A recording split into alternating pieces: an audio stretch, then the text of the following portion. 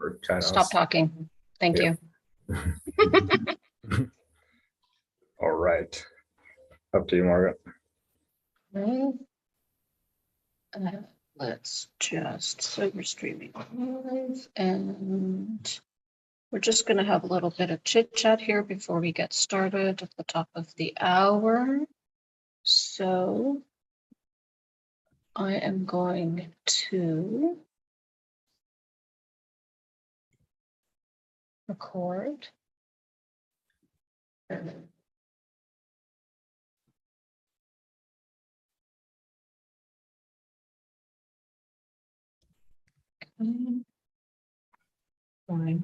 I'm doing YouTube, right? Vlad? Yep.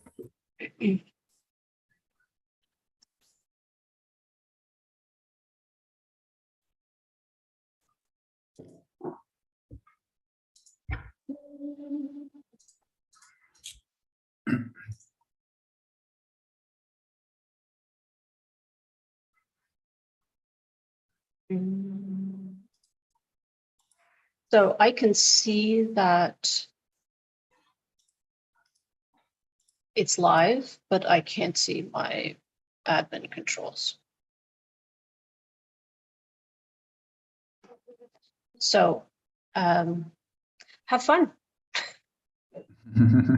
Sounds good. Have fun with that, Vlad. I can't help you. And I will deal with the dog in just a minute.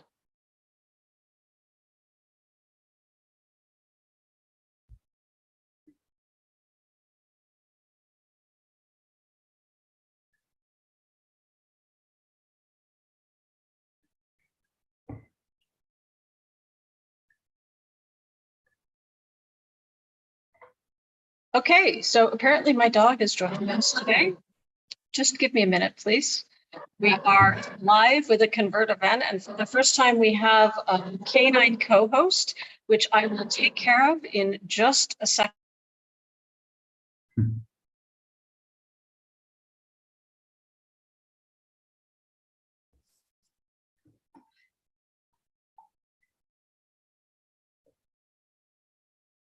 All righty. Well, apparently he's shy and he doesn't want to introduce himself. But we're here today on our third event for Convert in 2023. My name is Morgan, and I'm really pleased today to be offering something a little bit different to you. So before we get started, I just want to let you know that we are, from today forward, going to be streaming all of our events, whether they're webinars, show and tell, conversations, conversion conversations. You're going to be live streamed on our Facebook, YouTube, Twitter, and LinkedIn channels. Of course, if you want the recording, always sign up always sign up on LinkedIn, and you'll have access to the recording after the event.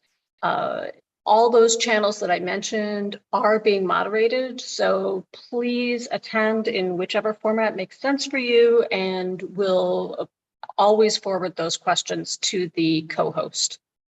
So without further ado, I am super excited to hear from our next presenter. Our next presenter is Daniel Chabert. He is a conversion rate optimizer for specializing in very established e-com brands, and they do amazing work. Their promise is to increase the revenue by 6 figures without a single cent of ad spend. And I can't believe it, but I'm sure that Daniel's going to give us some of his tips and tricks today. So he's the co-founder and CEO of Purple Fire, a Danish agency that has global reach and global clients.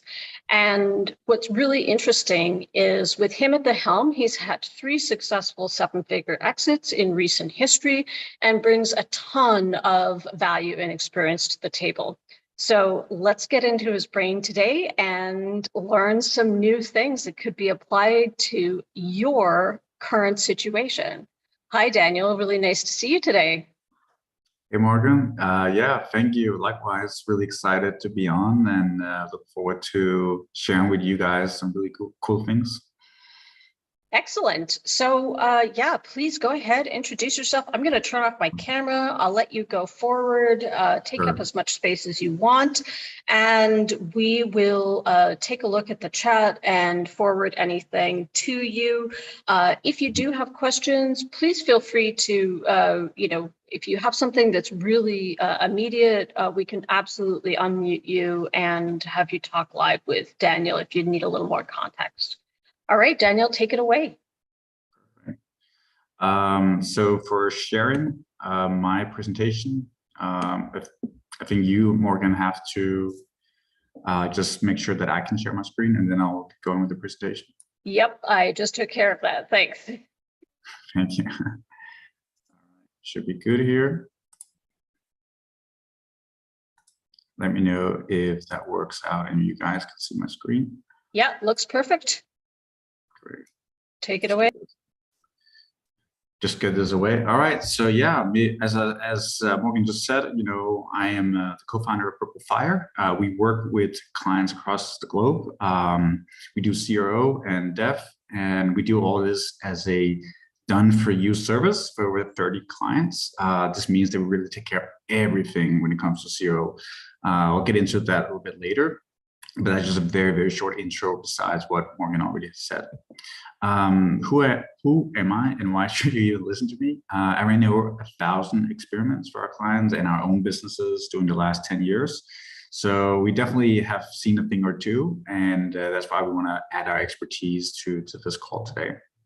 We also generated over 50 million of additional revenue from our CRO work. So that's all the A/B testing and all the work we've done for our clients. It's quite substantial.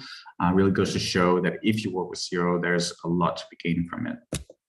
Also, really, before we sort of dive deep, if there's anyone who's super new to A/B testing, doesn't know what it's about, quickly just gonna explain what it is. And a lot of people will know exactly what it is, but if you don't know, it is splitting your traffic up and testing it against your old control version and then your B version, which is sort of the challenger or the variant. So if you have never done A/B testing before, it is very, very simple. And this is all you really need to understand at this point. And then let's just dive in and go deep. So why should you even split test? This is a pretty big question. And a lot of people are maybe considering, they've heard about it before. Maybe somebody wrote a guide on LinkedIn, they saw something on Twitter. I always like to say that businesses that go from good to great are the people or are the businesses that split test and they're data driven, right? So if I could characterize a business that goes to 7 figures and beyond, I would say that they are never just doing things randomly. They're literally testing everything. So that's why you should be doing this, like a major thing. Here you can see another thing.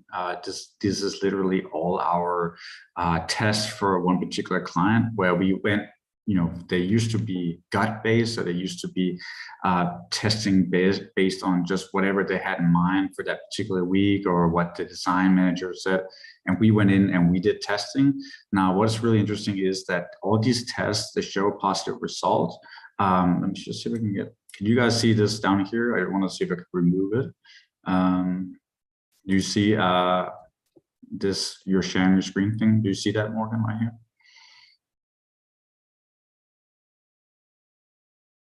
Oh, it's removed. Anyway, I'll get back to it.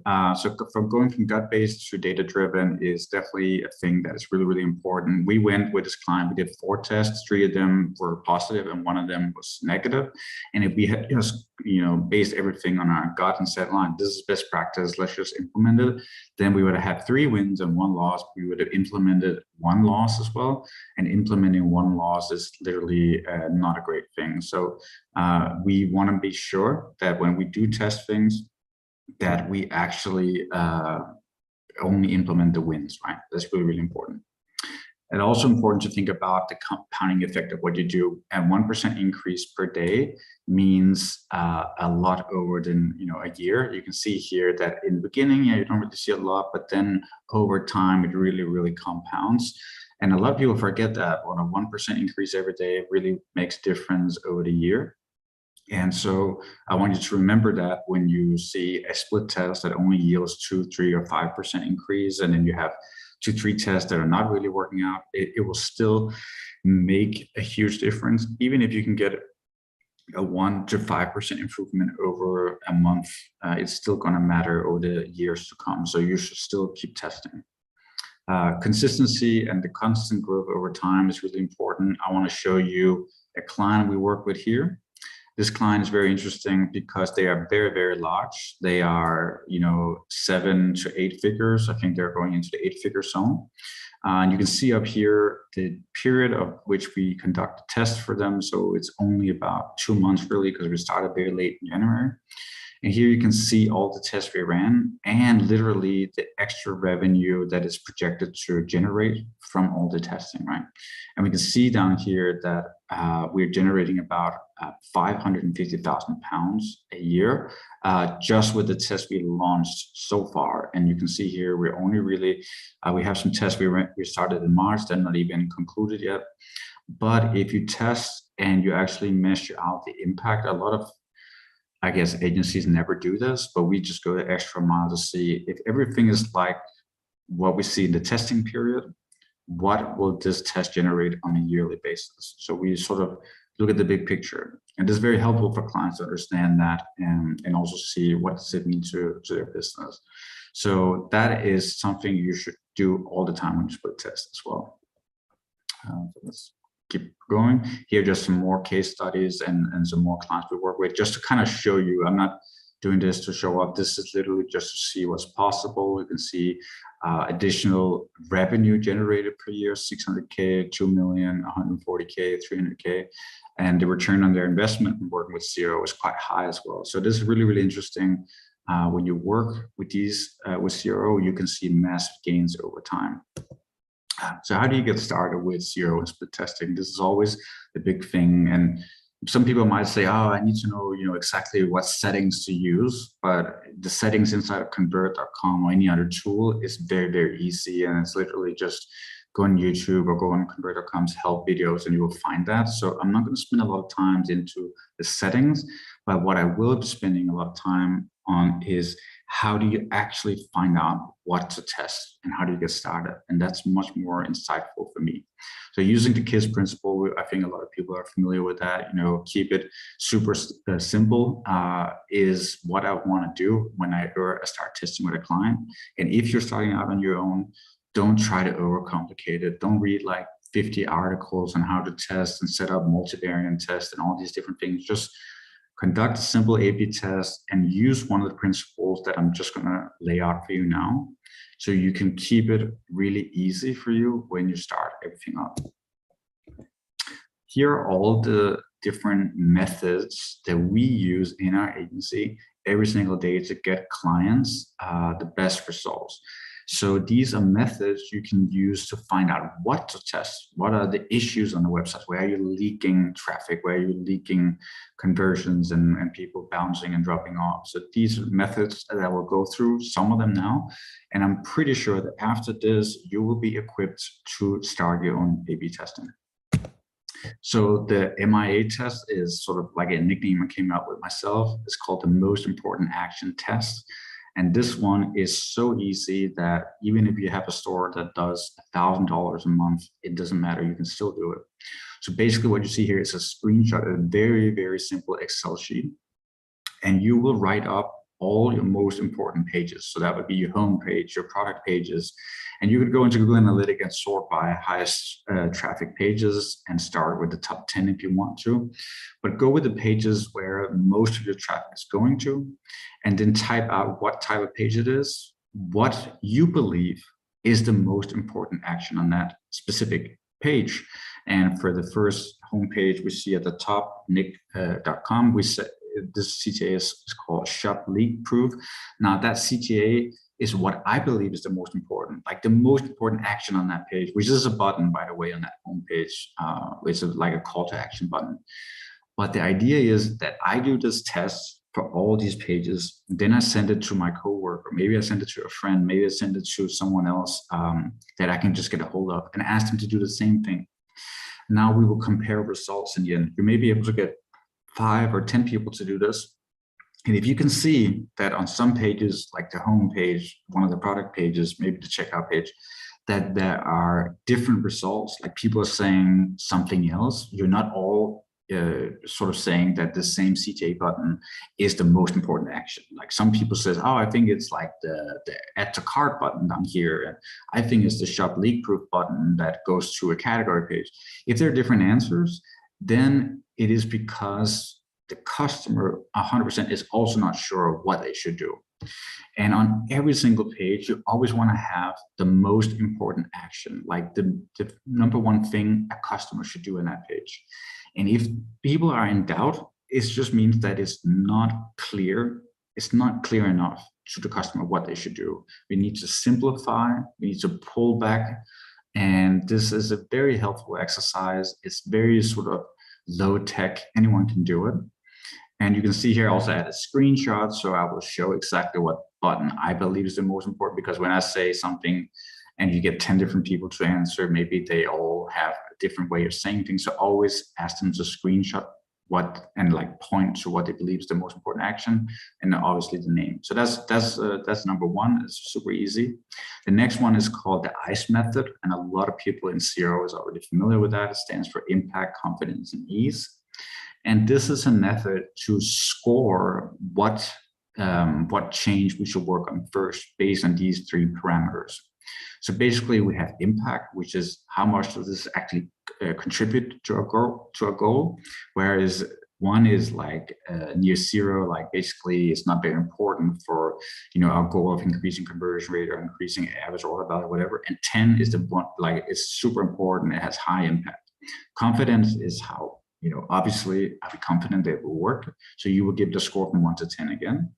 And the same thing with effort, how hard is it to implement? Maybe there's a lot of development needed for this. But taking all of these, we can then score all the things we potentially want to fix or test in an A/B test, right?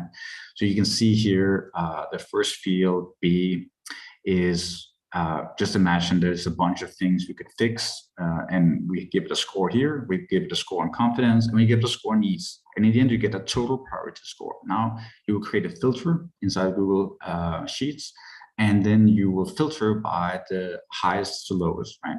And then you will start working on the thing that has the highest score. And this is how you can always find out what you should do first. And it just makes a lot of sense to go that way. And if you feel like, oh, this is so subjective, one person might, do it wrong. Well, okay, so get 5 people to score and then do the average of the 5 people that did it. And you can still get a really good system up and running.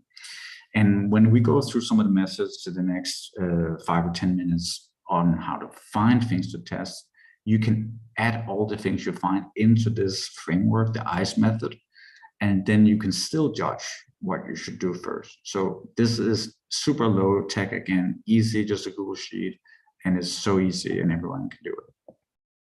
The third thing that is really a great way, this is a great way to find things to fix, is surveys and customer feedback. I mean, this method has existed for thousands of years. It's always been a thing to ask your customers, what do you like about my service? What do you think I could do better? And has always been very, very impactful, and is still impactful today. But today we sell everything online, so we need to launch surveys. That's the only way we can get in touch with our customers, and we need to launch them for people that have not purchased anything, so visitor surveys. And we also need to launch post-purchase surveys.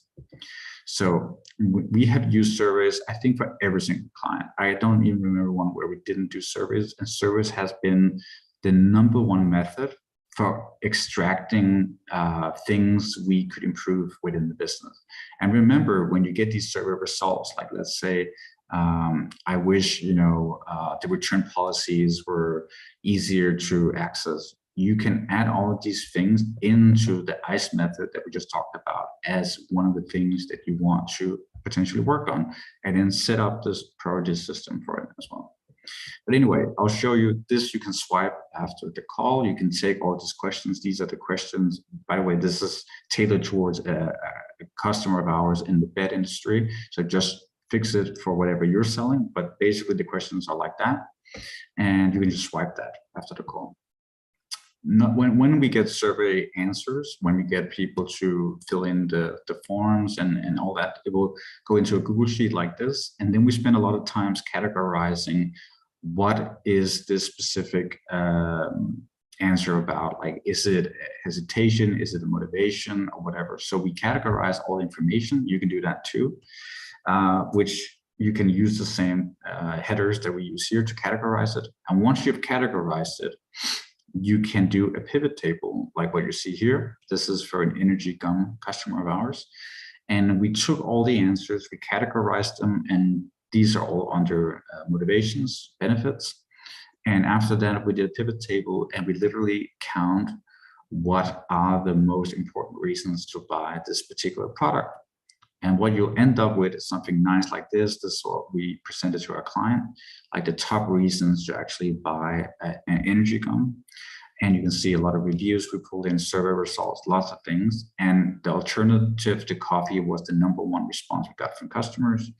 Now take all that stuff. Also hesitations, that's just the reverse, why people are not buying. Take all this information and create A/B tests based on this. I'll show you an example here of a client where we did it. You see the control version to the left and then the variant on the right.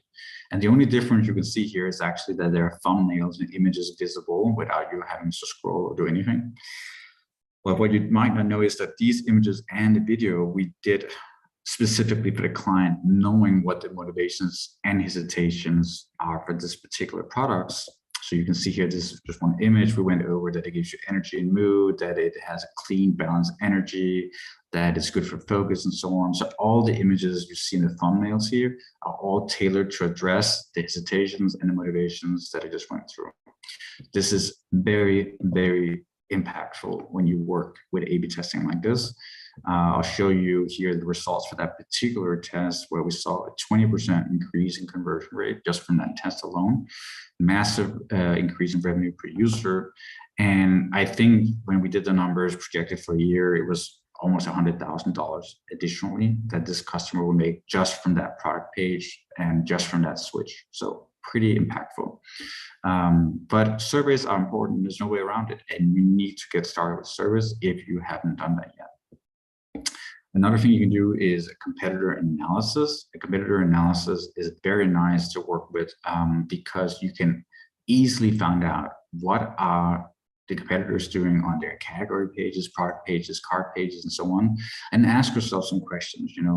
What is it? What are their main click-through rate buttons? Say, like, what do they use to get people from the home page to the category page, from category pages to product pages, and so on. See what colors they use and see sort of like the messaging they're using. That's so important. You can get so much from them.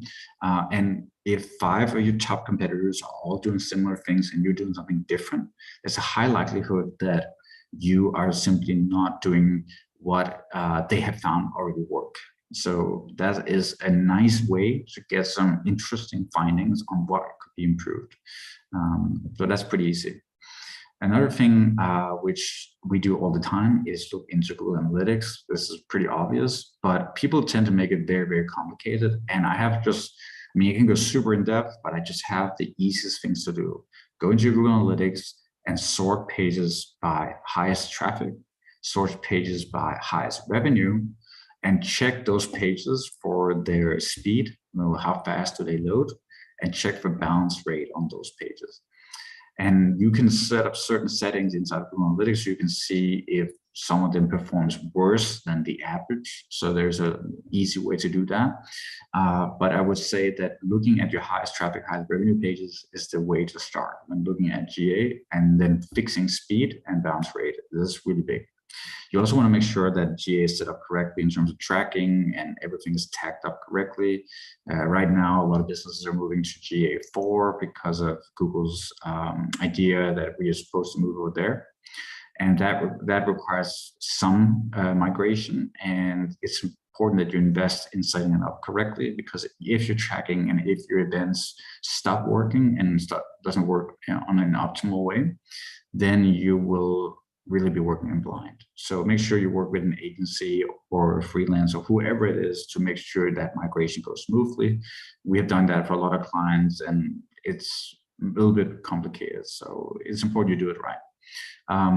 Another thing I really want you to look at is segment your audiences in GA.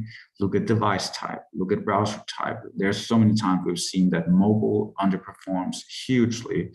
And the reason why they're having a conversion rate that is quite low is because mobile just doesn't work for them. So definitely mobile versus desktop. Even look at devices, look at browsers, Safari, Chrome, all the other ones out there, and see if there is something standing out where the conversion rate is lower than everything else. And then you might want to optimize the experience on that specific type of device or browser. The last thing I want to say about web analytics is you need to make sure you have set up your GA so it tracks all the searches on your site. So, you know, when people search for, I don't know, wooden toys or whatever, it actually shows up inside of GA as a result. And if that's not set up, then you're really missing out on a lot of interesting findings that you can also optimize based on. Heat maps, this one is obvious, but a lot of people don't really use it. We use Hotjar and Mouseflow for most of our clients. They're pretty inexpensive, and I would advise to use either one of them. Clarity, again, is a free alternative. You can use that. But the thing I like about Hotjar and Mouseflow is that it also has the survey module, which we just talked about. So you can launch your surveys directly from Hotjar and Mouseflow. And it just has some really good UX, UI, like you can filter based on some things that I'll be showing you now, which I really like too. Things you want to do when you do heat map analysis is look at friction score, which is a metric that Mouseflow uses, but most tools have a similar score. Scroll percentage, render time, engagement, visit time. These are some easy low-hanging fruit on heat maps. So if we go in, this is Mouseflow UX, you can see that I can filter based on engagement. I can filter based on clicks, render, scroll, friction.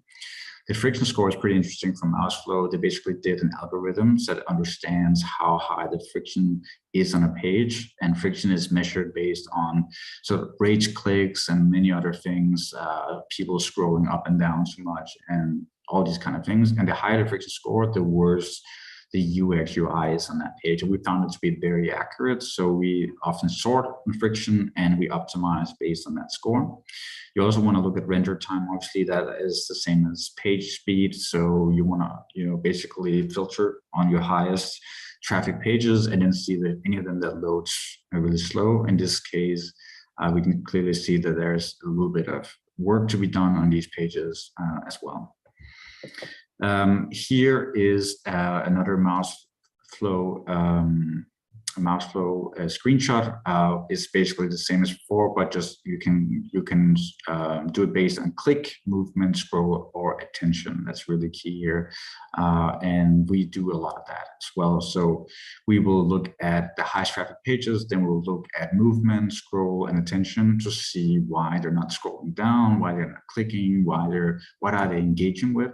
And then we're optimizing based on all these learnings. So that's like watching a lot of people do a lot of things and then take an action from it.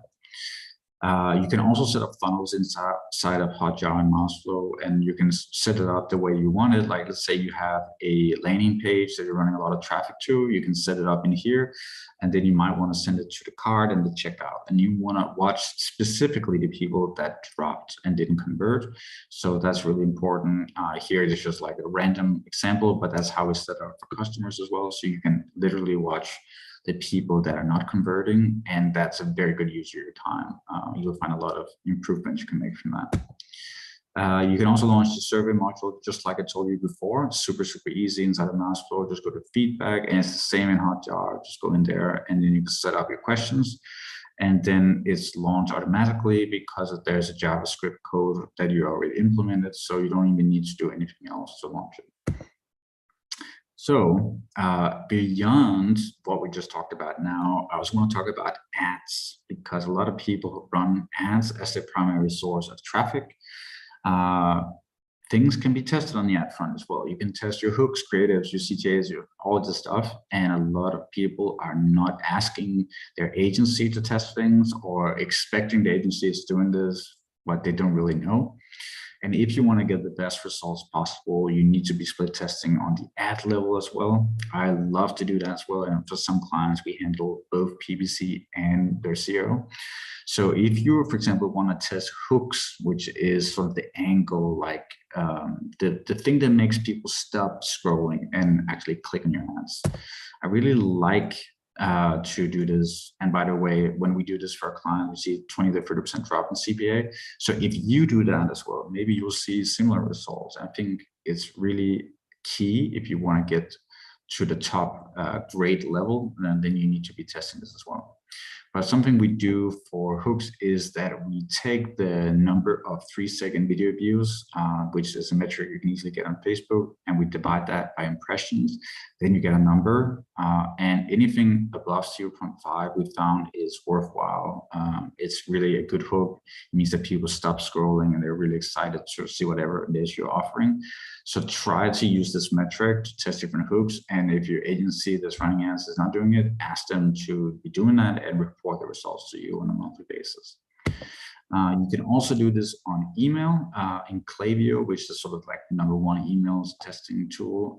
You can set up split tests natively with inside of their dashboard, super easy. So that's another thing you should be doing. Whenever people abandon cart, you obviously want to send them emails, ask them to check out, and you can set up tests in there on, you know, copy, title, images, anything you really want to test. And that's just such a low-hanging fruit to be testing email as well as Facebook as well. So make sure you get that up and running too. Now I just want to show you quickly 2 tests we ran and why we ran them. So here is how we sort of present this data to our clients. We always come up with a problem, like why we actually have identified this, what is the issue, the psychological principle, and the primary goals of the test. This particular test, we use GA, Google Analytics, to find out that people that do search for products on this site, they are more than twice as likely to convert. So that's super interesting. So we were like, okay, how can we get more people to search for what they want to find? We realized that the search rate was super, super low on the site in general as well. So here you can see the before where they just had sort of a spyglass up in the corner. This is standard Shopify, like everyone does that. And you can see on the right side that we actually added a sticky search bar. And this is really relevant because the client has like over 1,000 SKUs. So you can easily find the category you're looking for, the product you're looking for. And not only that, it's not really something you can see, but this changes dynamically. It will say search for stockings, and it will go to 5 or 10 other categories that are really popular. So people see it and they want to engage with it because they can see it changes text like every 2-3 seconds. So that was GA, and this is how we are resolving it. And the results were really amazing. We saw a 25% uplift in the people that started using search on the website, and a 26% uptick on people that search and buy something directly after. So it was really cool. And what does that actually mean to the client? Well, it meant that you can see the control version here and the variant that we did. It means that they are generating about £1,000 extra per day. So that's a nice 351,000 a year. And just that test alone is giving that client, for us, you know, a ROI on their investment of almost 5x. So they were super, super happy, considering that that was just the first test. And I think right now they're about 7x, given that we have tested 7 or 8 things now. But my point is just that it's very, very powerful to use something like Google Analytics to look into the data and then actually make a test based on that data. Because if we had done this randomly, it might not have worked, but we just knew that the data supported our decision. Right? So that's why we did it. Here is another test we just did for a new client we took in, where we are exposing the categories on mobile, because we realized that if you look at mobile on the left, it's very difficult to quickly find what you're looking for. If you land on a homepage, a lot of people that land on a homepage are actually repeat customers that know what they want. So we can make it more easy and accessible for them to find what they're looking for. It will really be great. But also there's a lot of people that generally in some way or another just go to the homepage at one point in their journey. And here we have categories, and you can scroll to the left and right, and you can see different categories they're selling. And right now we're seeing some pretty good results. This is actually from Convert.com. You can see how we set it up in there. It's super simple, page URL match, all visitors, and then you can see the original and the variant. And you can see that the goals for this particular test is PLP visits, so product page visits and transactions. And we hooked up integrations with GA and Hotjar. So really interesting that it's not just always about like revenue. It's not always just about, the standard metrics. Here, PLP is very important for this particular test. And then we're using transactions to make sure it makes sense for the whole funnel as well. So we have two supporting goals. And right now we're seeing some great results. This is also from Convert.com. You can see PLP visits up by almost 54%, 53%. Very, very nice, but 100% confidence score. This means that we can be sure that it is a boost to PLP views. And with transactions, we're seeing about an 8 to 9% improvement, where the confidence score is not there yet, but we just launched this a couple of days ago. So it will probably conclude within a week.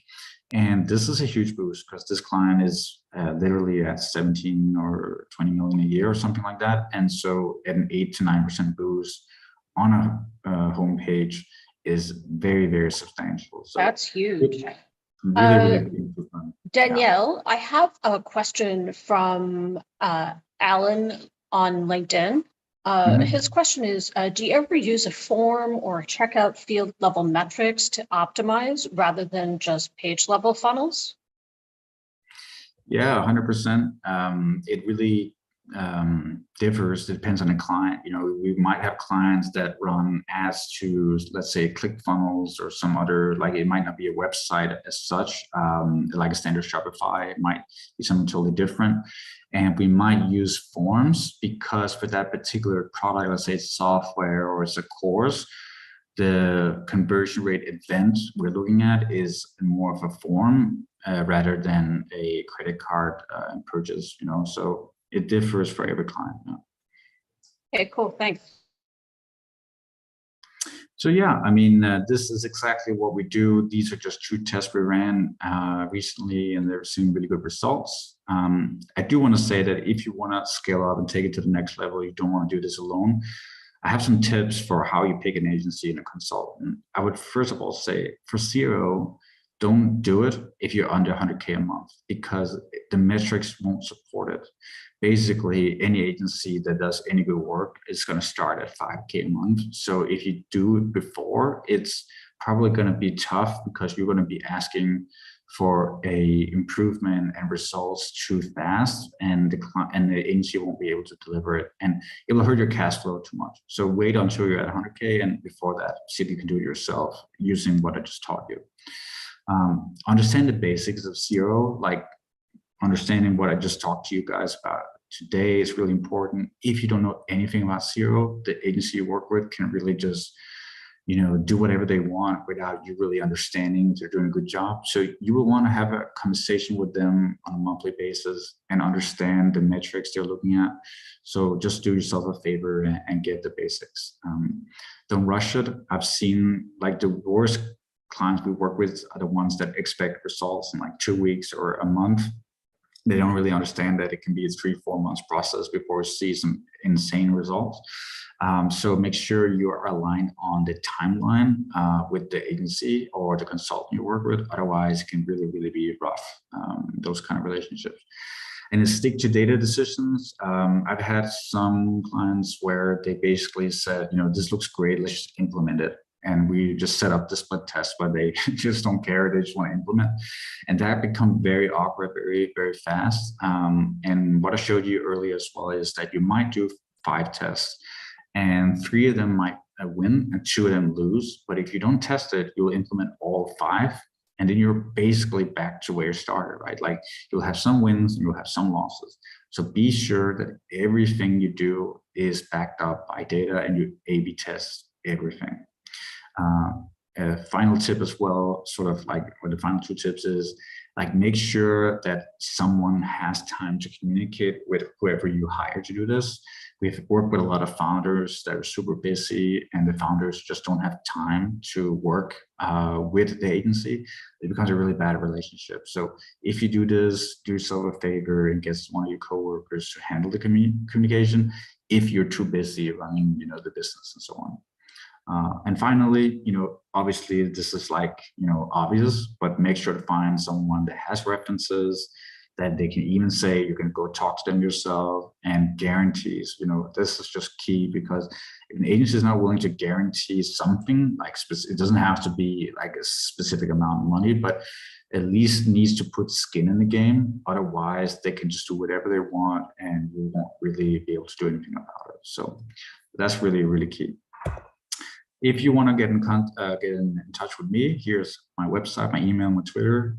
We work with clients above 100K with a 3x ROI guaranteed. And also, if you have questions regarding CRO, you're just new, you're starting out, you want to get some sort of like questions answered, just reach out to me on Twitter or email. I'll be happy to help you out. Like, it's not going to cost you anything. And that should be it. But that's it. If there's any questions, happy to answer them. But otherwise, that was my little presentation. Jam-packed with information. That's fantastic. Let's just see here. Okay, can you stop sharing your screen? Yeah. Okay, perfect. So just a little aside, Alan, because he's such a jokester, his comment on your response was, "Isn't a checkout just a pimped out form?"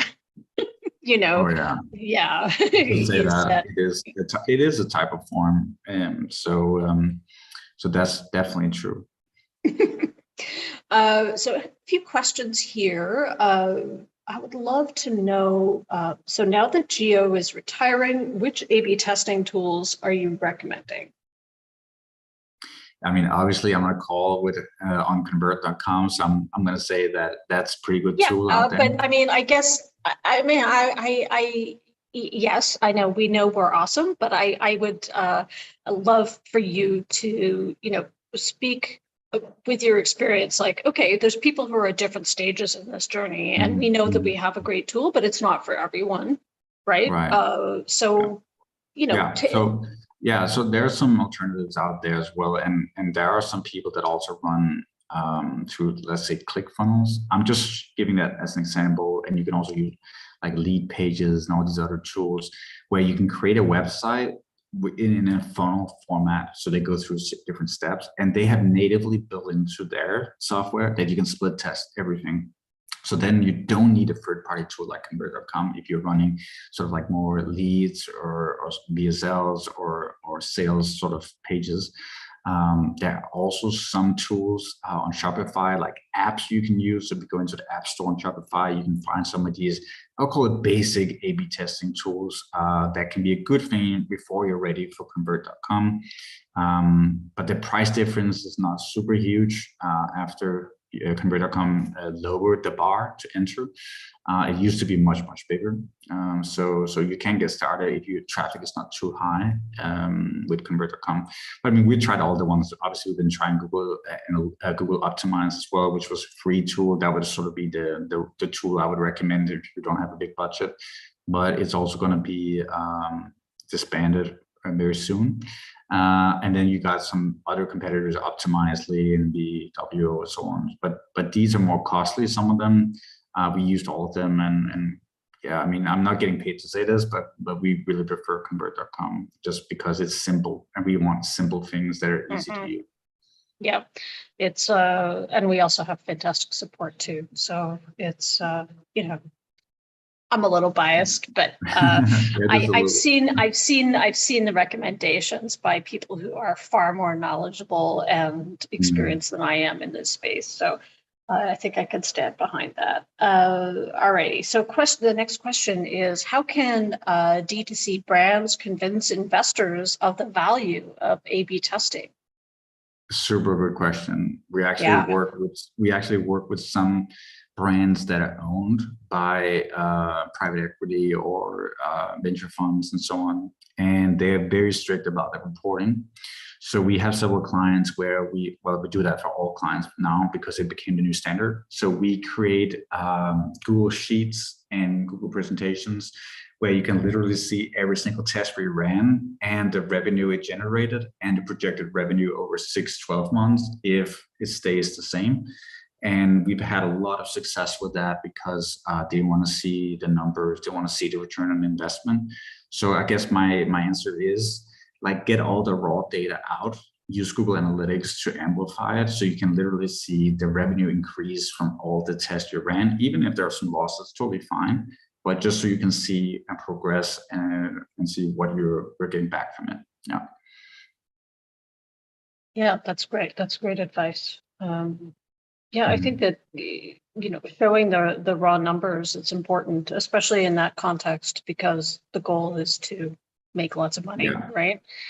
It's a big controversy in the SEO industry that there's no easy metric to calculate your return on investment. And I think it's important when you report the numbers of the limitations you have in the data you report. So it's projected revenue based on the testing period. And if you scale traffic, you're going to see even better results. If your traffic sources take a hit and you're sending crap traffic to your sites, then that projection is not going to hold up. But it's the best effort we have had to sort of give real data back to clients, and clients have been super happy with it after that. Yeah. I wonder what role does educating your client play in all of this? Because it seems like just because they are a certain size doesn't mean that they have the maturity in the in testing, right? I mean, yeah, 100%. We get all types of clients. We get one-man armies, and we get companies with 100 employees, and it can be difficult when you start working with someone that doesn't even understand that things should be tested, and they think that it's just about us digging in and finding out what to fix and implementing it.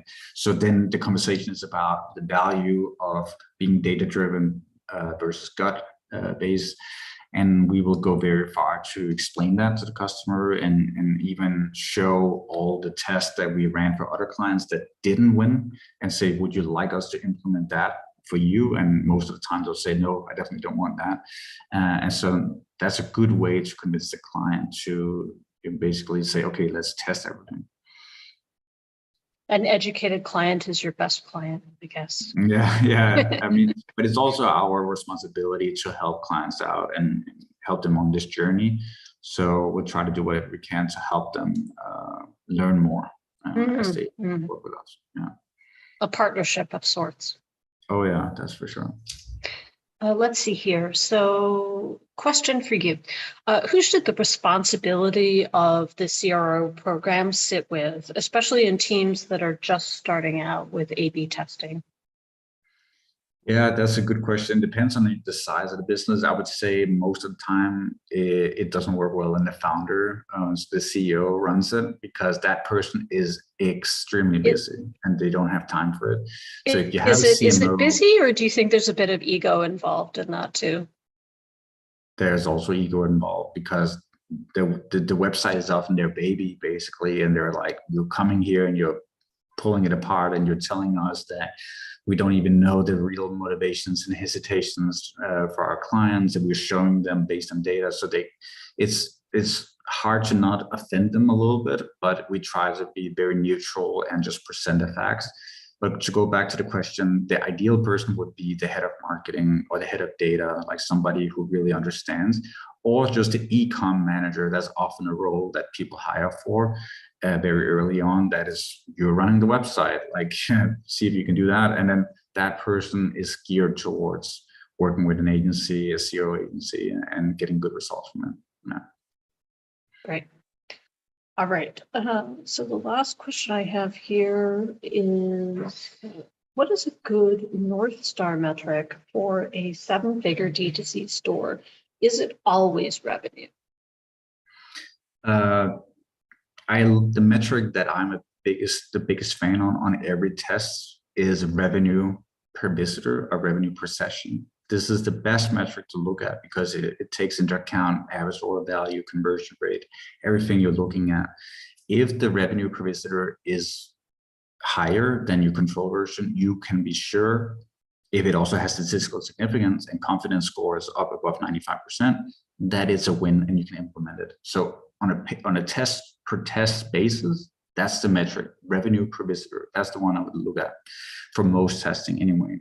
And when it comes to getting results from an agency and basically like working with an agency, like what should we hope to get out of it? You need to tell them that we would like to see the projected revenue from all the tests you ran in the last, since we started, and what revenue it has brought to our business, but also projected out in 12 months. That's what I've been talking about a lot. It's really, really important. And I would say that if you are a 7-figure business, our data tells us that if we work with a client for 6 to 12 months, we are getting 5 times their money back. And that means additional revenue. So if they pay us, 10,000, they will make 50,000. And that's what you should expect if you work with any CRO agency, at least 5 times your money back if you work with them for 6 to 12 months. Because the compounding effect of working with a 7-figure brand is so vast that if they cannot perform A/B tests on a regular basis that actually improve the business, they are not doing anything right. So that's my base number that you should be hitting if you work with a 7-figure D2C. Wow, great. I think that's a great place to leave it. Great things to aspire to. If you're D2C, get to the point where you can grow. You're growing, so you can hire Purple Fire, and you can, and on your route to doing that, use some of the tips that you've outlined here today. So, Daniel, is there anything that you wanted to leave the audience with as a parting thought? Well, I just want to say, don't overcomplicate A/B testing. Make it super simple. Whatever you find through the different sources I told you, use the ICE method to indicate what makes the most sense for your business, and just start from the top. Go through your list. It's simple as that, and it's easy to set up A/B testing within Convert and other tools. So there's really no excuse. Okay, fantastic. Well, with that, we will say goodbye today. And if you're watching on replay, please stay tuned for our next event, which is coming up at the end of March. If you're watching live, it was lovely to have you, and we will see you in a few weeks to talk about another topic that is near and dear to our small band of intrepid testers. Thank you so much, Daniel, for being here today, and I hope everyone has a wonderful rest of the week. The replay will be in your inbox within a few days, so keep an eye out for that. We'll see you soon, and there's no dog to send us out, so we'll just have to say goodbye. Bye-bye. Bye-bye. All right.